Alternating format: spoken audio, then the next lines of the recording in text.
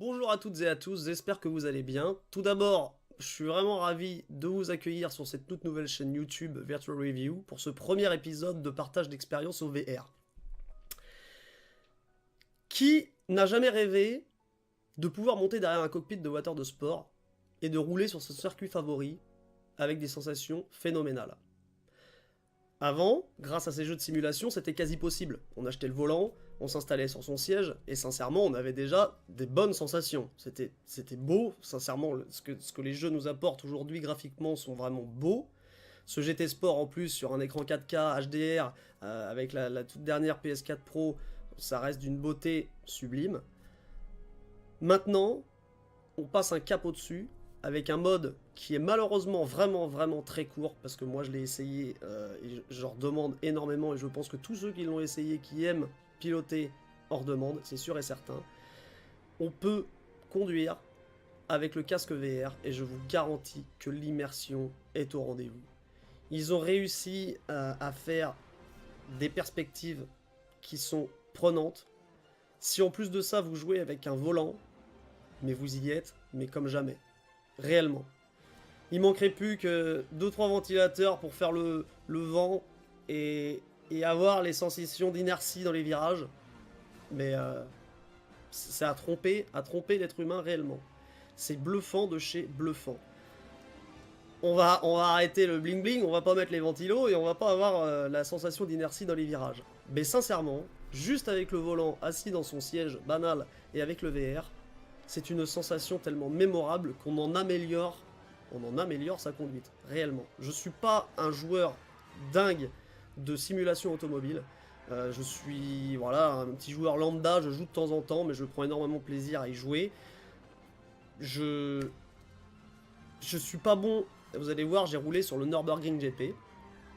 Je suis pas bon sur le Nürb, réellement. Avec le PlayStation VR, en 2 essais seulement, j'ai réussi à faire un tour de piste sans sortie au deuxième. Ce qui est vraiment un exploit pour moi. Bien évidemment, je fais des erreurs de pilotage, de freinage.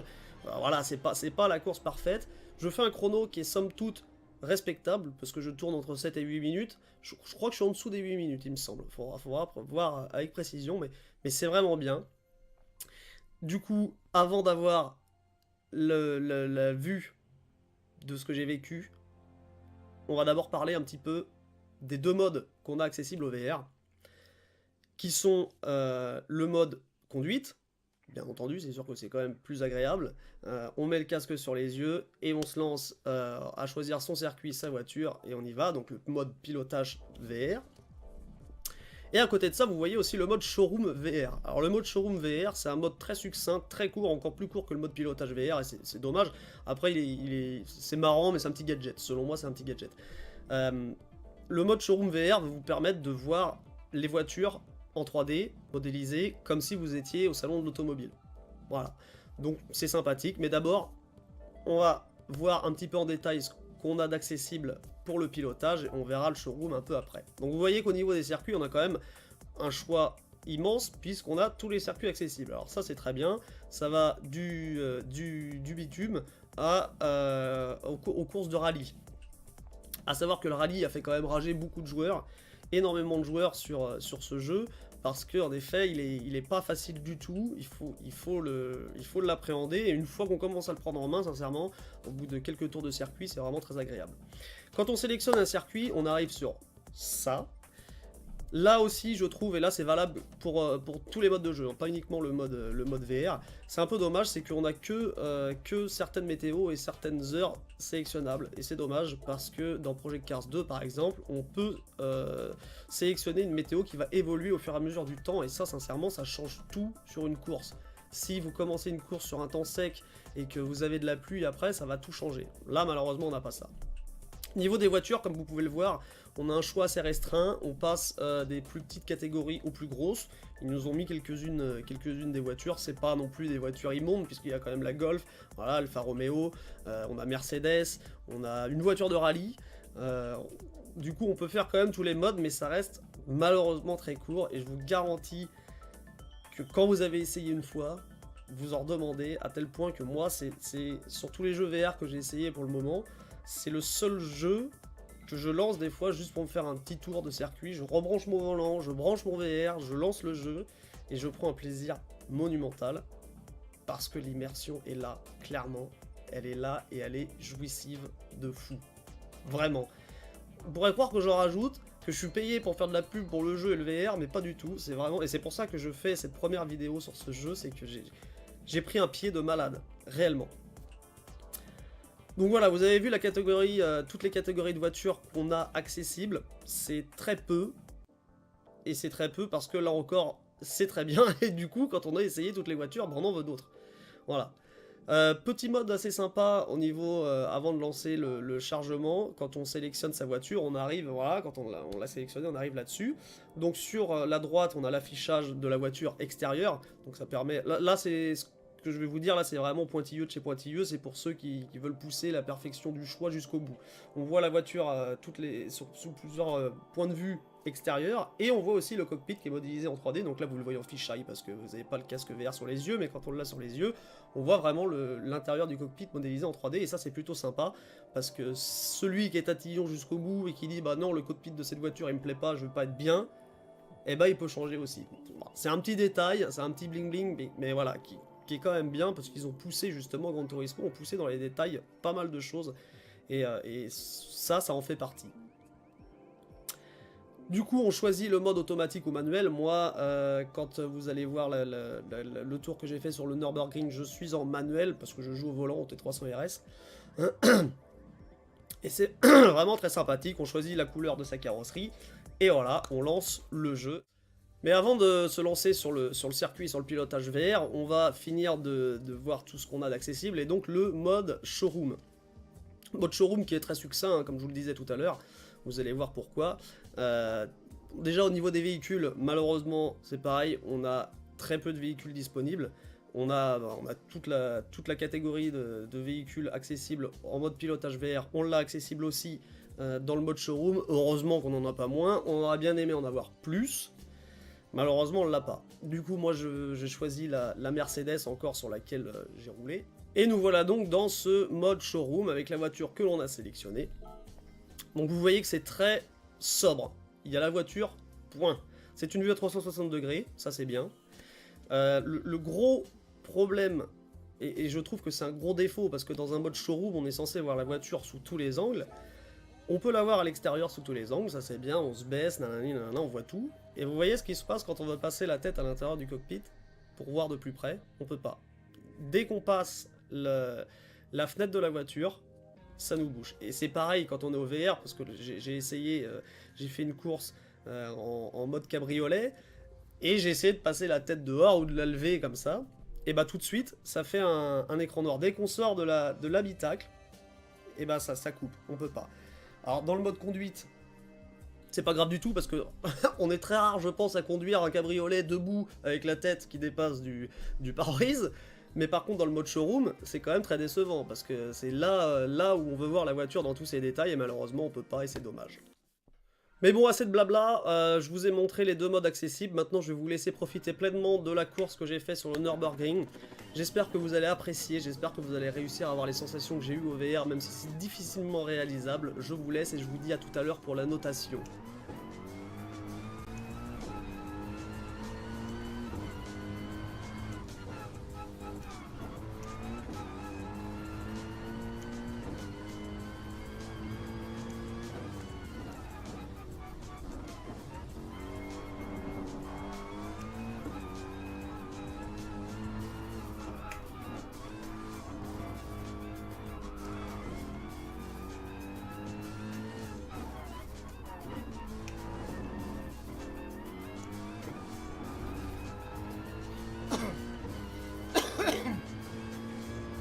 C'est vraiment un truc de malade.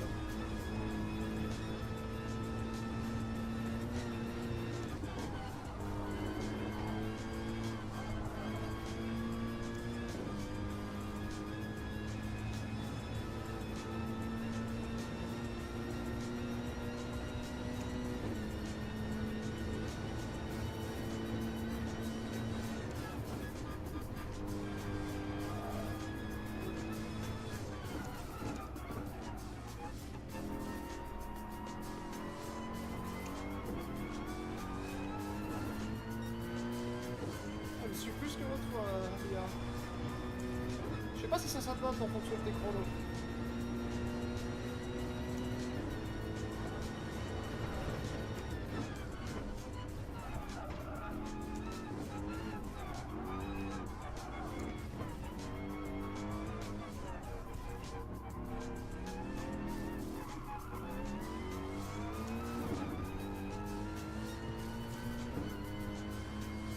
Je m'étais planté la dernière fois dans le secteur. Ça améliore Kilkin. Moi. Il dit ça, il a failli se planter Kilkin.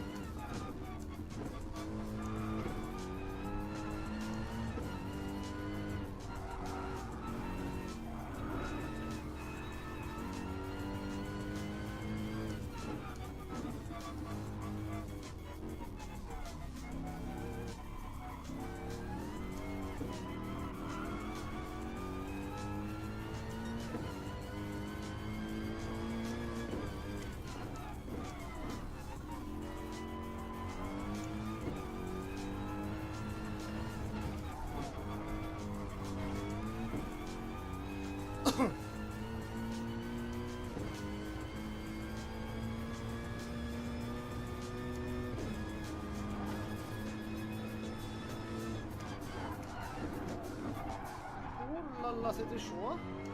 Je me rappelais plus de ce garage-là.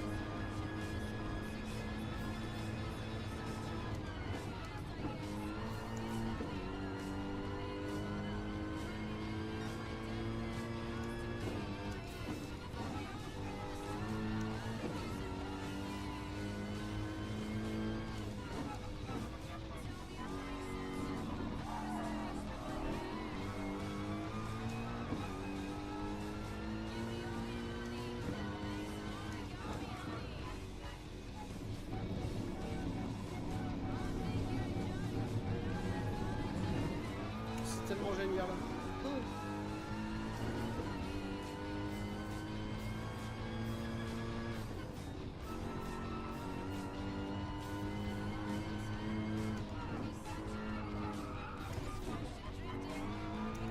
Un léger upgrade graphique et franchement c'est 100% dingue.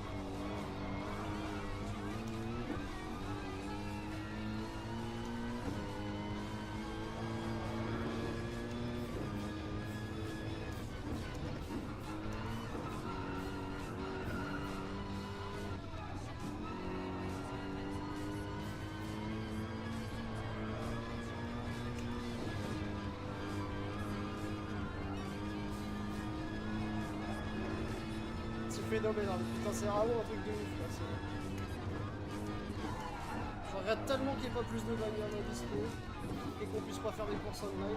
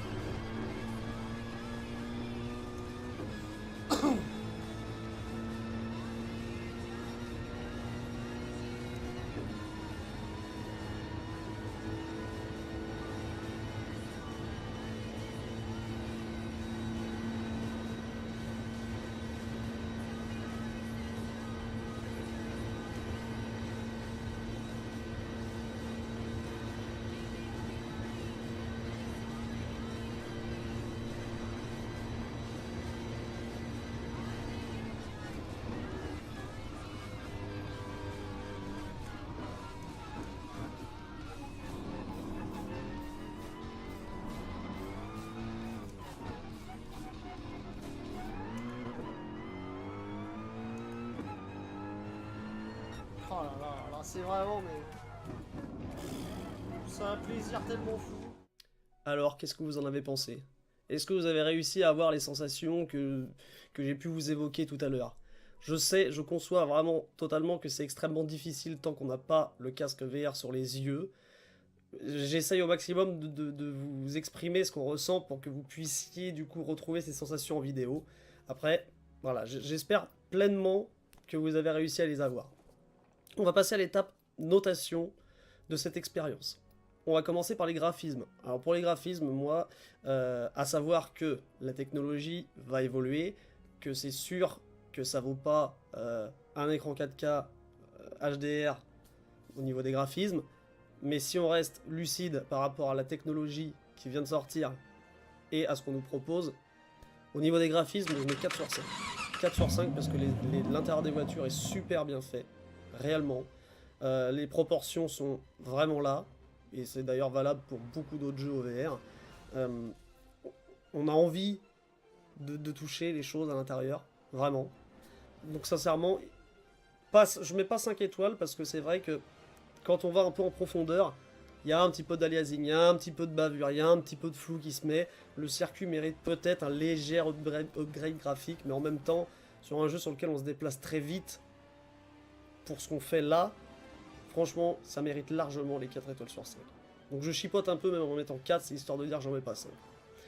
Au niveau de l'immersion, je mets 5 étoiles sur 5 sans hésiter. Mais alors vraiment sans hésitation aucune, si vous jouez, je mettrais 4 étoiles si j'avais joué qu'à la manette. J'en mets 5 parce qu'au volant, c'est une dinguerie. Sincèrement, j'insiste là-dessus. Si vous aimez les jeux de simulation automobile et que vous avez déjà un volant, même si vous n'en avez pas d'ailleurs, même si vous avez juste la manette et que vous aimez les jeux de simulation et que vous hésitez à prendre le VR, mais prenez-le. Prenez-le et jouez là-dessus et vous verrez que cette expérience, elle vous mettra l'eau à la bouche et vous serez déçu de rien avoir à vous mettre sous la dent derrière. Vraiment, parce que c'est vraiment trop court et c'est très plaisant. Au niveau des nausées, je vais mettre 4 étoiles, à savoir que c'est très difficile de noter les expériences VR au niveau des nausées, car ça appartient à chacun de s'adapter déjà et d'avoir ses propres ressentis. Je sais que moi j'ai fait essayer à plusieurs personnes de mon entourage, il y a des personnes qui ont la nausée très vite, il y a des personnes qui ne l'ont pas avec le casque sur les yeux, il y en a qui ne l'ont pas avec le casque sur les yeux comme je viens de vous le dire, mais qui l'ont après, en l'enlevant, il y en a qui l'ont quand ils l'ont sur les yeux et qui jouent. C'est voilà, c'est vrai que cette technologie est nouvelle, le cerveau faut qu'il s'habitue, et du coup, c'est un peu difficile de noter. Donc moi, je vais noter par rapport à mon expérience que j'ai eue, parce que ce jeu-là m'a donné vraiment des nausées au tout début, et je me suis habitué au fur et à mesure. Là encore, c'est pareil, il faut écouter votre corps. C'est si ça va pas, il faut surtout pas insister. Parce que ça va vous retourner le cerveau au début, il y a de fortes chances. Hein. Moi, c'était mon ressenti, il y en a qui vont vous dire non, mais ça peut vous retourner le cerveau au début, dans le sens où vous avez donné mal au crâne, et votre cerveau va pas comprendre, puisque vous êtes tout votre corps immobile, et vous envoyez visuellement des informations, comme quoi vous bougez, donc le cerveau, lui, est perturbé. Donc voilà, moi je mets 4 étoiles sur 5. Au niveau de la durée de vie de cette expérience, alors là, c'est le gros point faible de cette expérience VR, car en effet elle est trop courte, mais vraiment trop courte. On a beaucoup de circuits, ça c'est génial, on n'a pas assez de voitures, on en veut d'autres. Dès qu'on a commencé à rouler sur un circuit, on a envie d'enchaîner 2-3 courses d'affilée, clairement, même si on avait un peu de nausée, on a envie d'en refaire tellement c'est prenant. Et sincèrement, on veut un mode online aussi, on veut clairement un mode online, on veut un jeu complet au VR. Et ça, voilà, chers éditeurs de ce jeu, si vous voyez cette vidéo, eh ben, faites-nous un mode complet au VR. Et je sais que de toute façon ça viendra, mais le plus vite serait le mieux. Vraiment. Donc du coup, pour la durée de vie, bah, je vais mettre 3 étoiles sur 5, parce qu'on a l'eau à la bouche et on n'a rien à se mettre sous la dent, clairement. C'est dommage. Enfin, rien. On a juste l'apéro, quoi. Voilà. Et pour la nécessité de place de cette expérience VR, et ben là, on n'est pas du tout embêté, 5 étoiles sur 5, parce que on reste assis dans son siège, on n'a pas besoin d'avoir une grande place. Pourquoi je parle de ça? Parce qu'il y a certains jeux où on va bouger et il faut de la place, et vous le verrez dans prochaines vidéos. Moi j'ai été embêté au début parce que je savais pas la place qu'il fallait, et du coup si on n'a pas la place qu'il faut, et ben on peut avoir une expérience assez gâchée. Voilà, donc pour ce jeu, pas de souci au niveau de la place, 100% d'immersion, juste en étant assis sur son siège et en jouant. C'est la fin de cette expérience VR. J'espère qu'elle vous aura plu, j'espère qu'elle aura apporté des réponses à vos questions, j'espère qu'elle aura suscité des envies chez vous, que vous franchirez le pas si vous hésitez, parce que sincèrement, l'essayer, c'est l'adopter. Je vous souhaite à tous de bonnes parties de gaming. Merci d'avoir regardé. N'hésitez pas à vous abonner, n'hésitez pas à activer la petite cloche pour avoir les notifications. Je vous dis à très bientôt pour une nouvelle expérience VR. Ciao ciao tout le monde.